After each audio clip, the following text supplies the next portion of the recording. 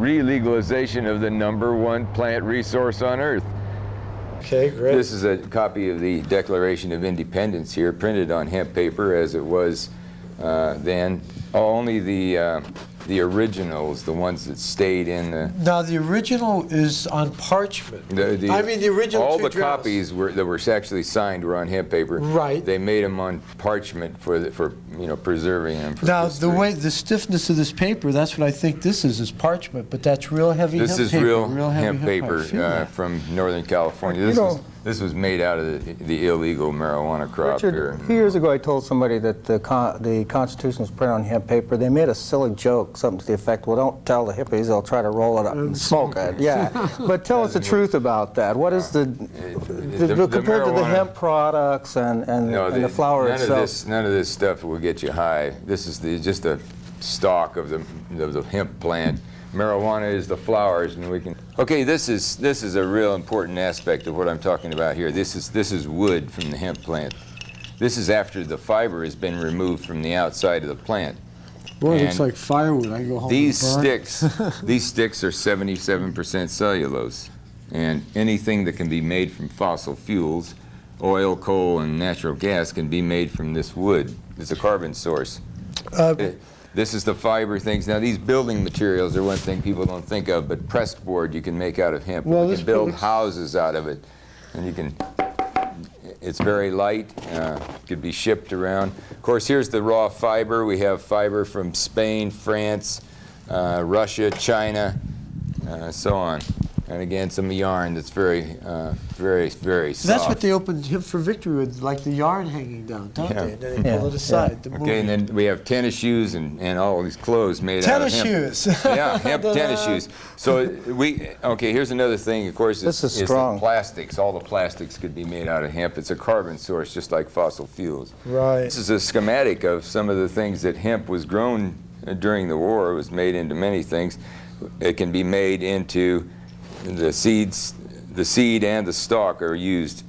The seed is a source of protein and oil. The stalk are a source of fiber and herds. And those things are in industries, and the industries are many. Food industries, health industry, paint and varnish industry, biofuels and building materials. We're going to all see some of this, but let me just go now through that this. schematic deals with all aspects of it, or more just the oil aspect? Textiles, paper pulp industry, and Richard, chemical feedstocks. Today, most of these products are not being produced by renewable resources. Absolutely is that the problem? Not. Most of these things now come from cotton, which has a lot of problems environmentally.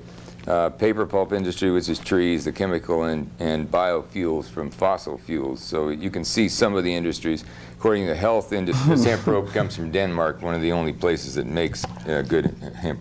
Saline quality hemp rope still. With this rope, you don't have the trouble with it being all barred and real rough like some of the other materials? You can grab hold of it and run your hand down here. It's soft. That's what of course, hemp is the strongest and the softest fiber. Now the famous. So we have a lot of the history here. This is an 1830 Bible that's made out of recycled ropes and sails. This is what they made paper out of. 1830 this was made? People turned their clothes in, turned the sails and ropes in, and they pulped them up and made fiber paper out of them, the same kind of paper the Constitution was written now, on. This book was printed in 1830? Yes. But look, the paper is just... Yes, and it was in San Francisco even so it's water spotted a little bit, but...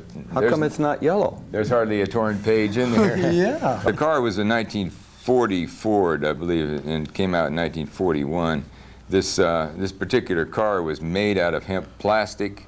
Henry Ford had a cracking plant at his house in Stone Mountain, Michigan. Can you get a close-up on this car here? Right there.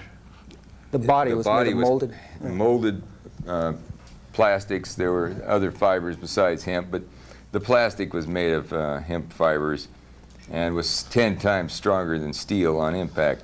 1,000 pounds lighter than any other car of its day, so it could have saved billions of gallons of fuel. Was it designed to run off methanol also? Yeah, it was designed to run on methanol, and